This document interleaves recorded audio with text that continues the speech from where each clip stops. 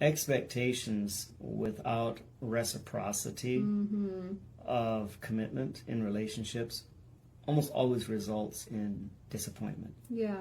You're only disappointed to the degree to which you had expectations to begin with. Yeah. Those expectations were not met, and so you're disappointed. The best way to keep yourself emotionally balanced. Hello, friends.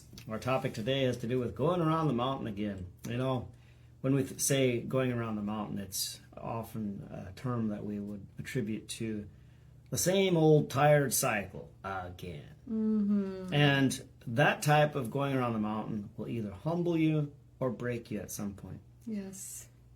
And each round around the mountain becomes tougher than the previous ones. And we're going to apply that concept to a topic that my wife, Irina, is very passionate about. And I'm going to have her share her thoughts, and then I'll follow up on the rear with a few nuggets of my own. Yeah, so this is going to be focused mostly on singles, and yet it can be applied in marriage as well. So as we're working with single people, we have a certain structure and the thing that we ask them to do and things that we actually did to find each other and to get married. And we talk about that a lot in other videos as well. So if you want to know more, we'll go there in another time, or you can watch us on YouTube. And so following directions is actually one requirement, because you are already done enough of walking around the mountain. You are finished with your own recipes, and you really want to create what you desire or see in us or others who created beautiful marriages. And dating, you don't want to go swiping right or left, and you're just tired of going through the things that you've done in the past that didn't work for you.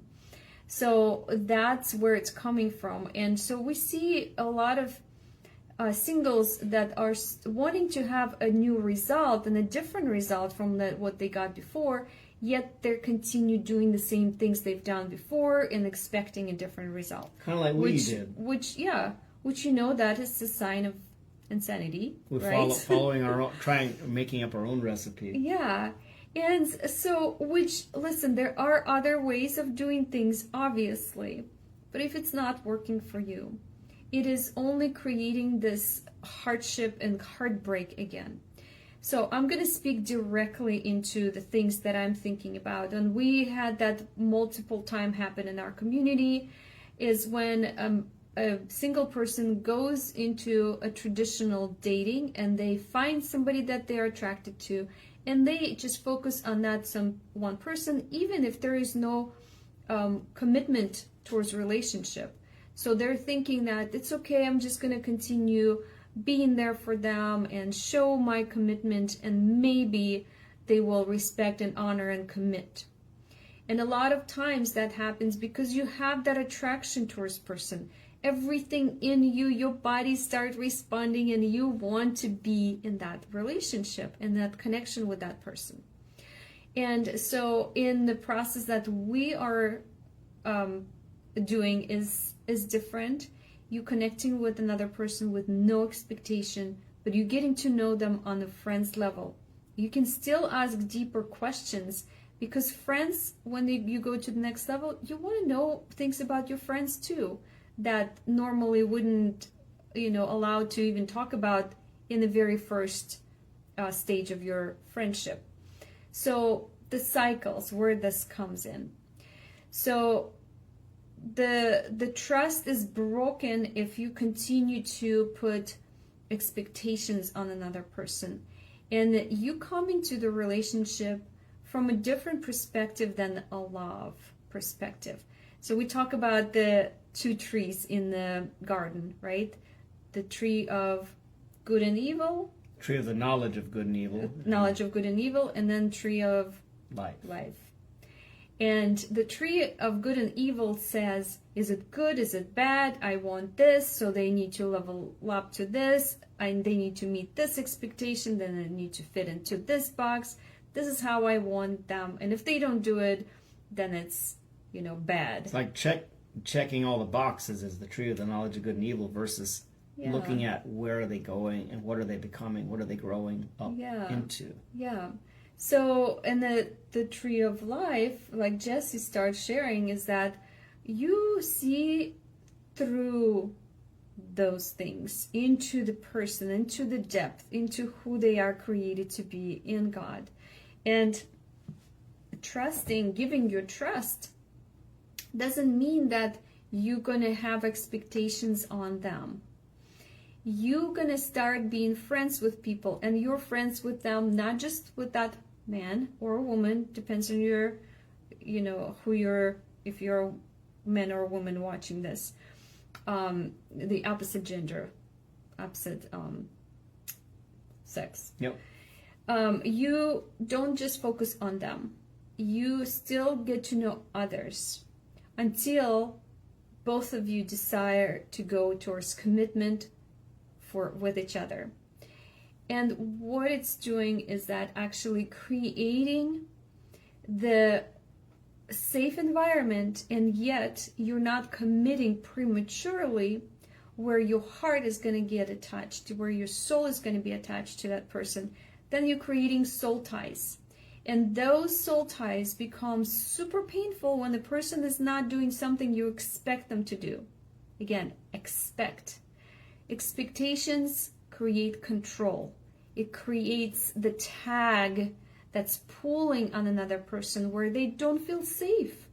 They don't feel like you can actually let them be who they want to be and who they are, right? They can't show themselves to you fully because you put expectations on them, which we all done before, right? And we probably still do it over and over. So we need to change, and we're doing that as well. We're changing them from the tree of the knowledge of good and evil versus to the tree of life. Yep. And it takes time. It takes, the, what do you call it? Reconditioning your mind, brainwashing, new habits creating. And, those of us who want to have a different life, we will create a new cycle. We will take on a new habit so that it's shifted. The thing with expectations is it's not good or bad, but what we're saying is expectations without reciprocity of commitment in relationships almost always results in disappointment. Yeah. You're only disappointed to the degree to which you had expectations to begin with. Yeah. Those expectations were not met, and so you're disappointed. The best way to keep yourself emotionally balanced is to keep it in the friend zone with multiple people before committing to that one person. Yeah. And a lot of people, what they do, they get in the trap of committing to the person they're attracted to instead of who they're aligned with. Yes. And then expectations come into the mix, and next thing you know, you got a mess, you got another disappointment, another crushing, just that a crushing heart disappointment. And when your hormones and emotions are wrapped up in that, that's not the most beneficial way to go. Throw hormones and emotions into it, it gets even messier. Yeah, and so... Not just for the women either. Oh yeah, exactly, because every one of us have emotions and excitement when we meet someone we're attracted to. That is natural. That's kind of been in us since the beginning of whatever. But one thing I wanted to point out to you. So every single person is giving freedom. Every single person have their own journey to the kingdom, to God, to intimacy with God, and same with intimacy with each other. So when we put expectations even on each other in those things, in even marriage, like if I would say Jesse needs to be this way, otherwise I can't be with him or trust him, or I don't know, like we need to change things. Why are you this way? And I've done it before, so I'm not saying that I haven't done. I've done it before. And quickly realize that, what am I doing? I'm controlling a person. That is not a freedom in marriage. Instead, we give each other space to be ourselves, to be the person that wants to grow and develop and become and go deeper with God and with ourselves and with others.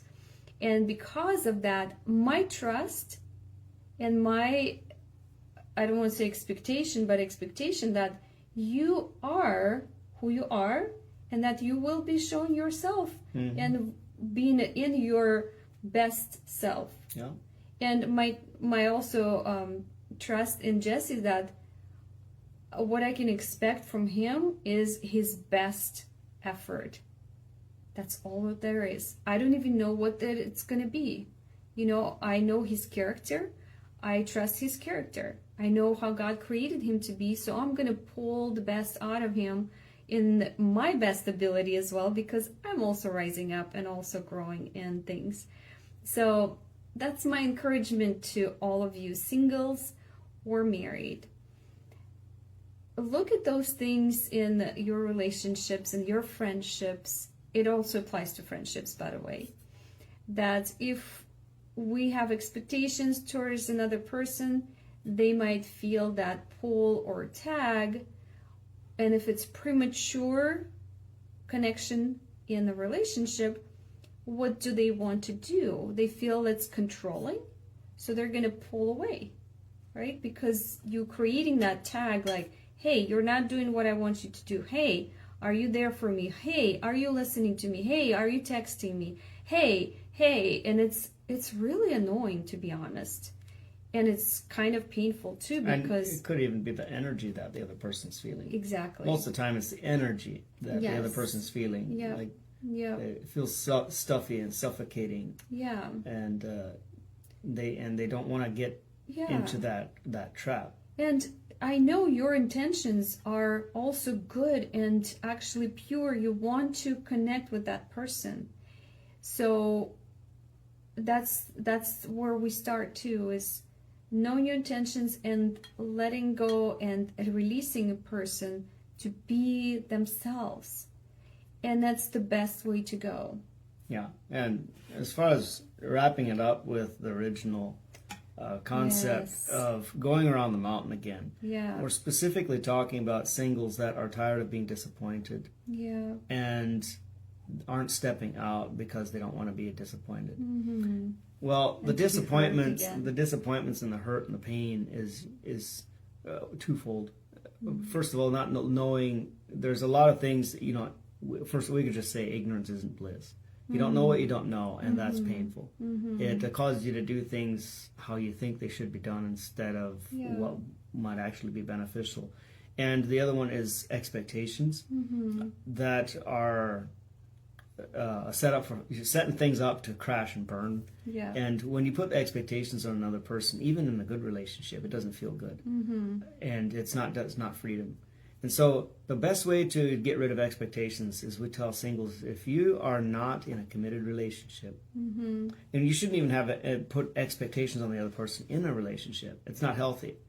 And there's probably people going to be watching and say, but what about this XYZ? Well, again, here we're addressing the pendulum on this side, not the other side. There's always two sides the pendulum can swing.